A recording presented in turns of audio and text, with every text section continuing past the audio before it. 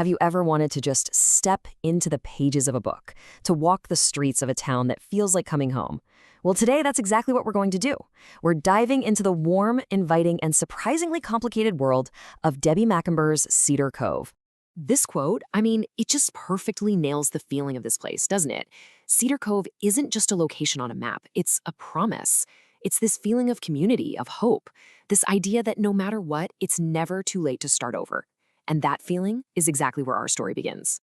So let's really get our bearings here. We're going to take a little walk through this town because you have to understand in this series, Cedar Cove itself is a character, just as important as anyone you're about to meet. Okay, just for a second, picture this with me. It's early morning, and there's this soft mist hanging in the air. You can actually smell the salt water from Puget Sound, and it's mixing with the scent of fresh coffee drifting out of a little cafe. It's that crisp, clean air you can only find in the Pacific Northwest. And all around you, these incredible deep green evergreen forests just climbing up the hills. And then you hear it, that long, low, almost mournful sound of a fairy horn echoing across the water. It's the constant heartbeat of the town, a sound that's both a hello and a goodbye.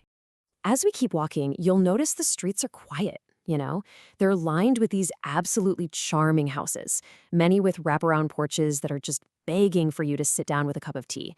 It feels so idyllic, so peaceful, like a place where nothing bad could ever possibly happen. Which, of course, brings us to a very specific address. We're going to zoom in now. We're moving from this big, wide picture of the town right into the heart of our story, which all starts at one beautiful, unassuming home. And here we are, 204 Rosewood Lane. It's a classic craftsman home, with those warm cedar shingles and a garden. Wow, a garden that is obviously somebody's passion project. This isn't just a house, it's a sanctuary, and it belongs to Judge Rosie McKnight.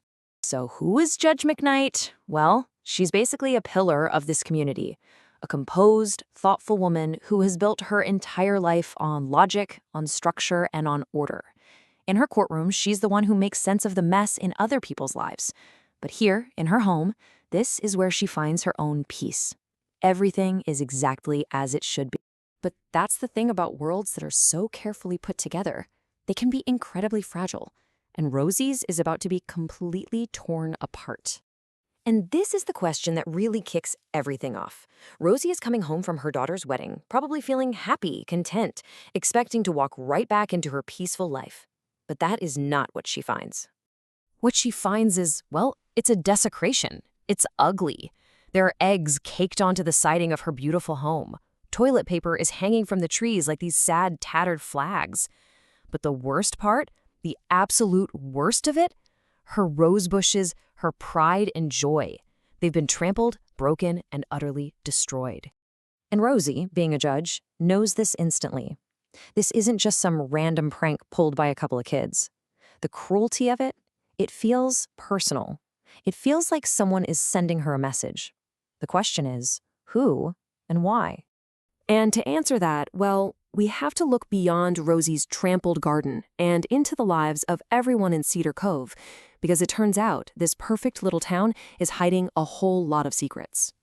See, this is where the story gets so rich. While Rosie is dealing with this personal attack, life is still happening all around her. Her friend Grace, who runs the library, is dealing with a mystery of her own. Her husband has just up and vanished.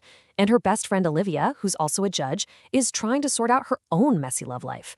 All of their stories are tangled together, showing that even in a place this cozy, everyone's got their own drama. So where does the whole town go to process all this? The Pancake Palace, of course. It's the unofficial town hall, The place where all the news, all the gossip, and all the real concern gets passed around over stacks of pancakes. It's where the public version of Rosie's story is being told, but the real truth is a lot harder to come by. Which brings us to what's really going on here. Because this story isn't actually about some broken rose bushes. No, it's about what those rose bushes represent. This is the absolute heart of it. That house on Rosewood Lane, that's where Rosie built a life with her husband, who's now gone. Every single plant in that garden is tied to a memory. So when someone comes and tramples her roses, they're not just destroying flowers. They're attacking her past. They're attacking her sense of safety. They're violating the one place in the world she felt truly secure. So What happens next is that this attack completely pushes Rosie out of her comfort zone. The woman who sits on a bench and judges other people's lives now has to become a detective in her own.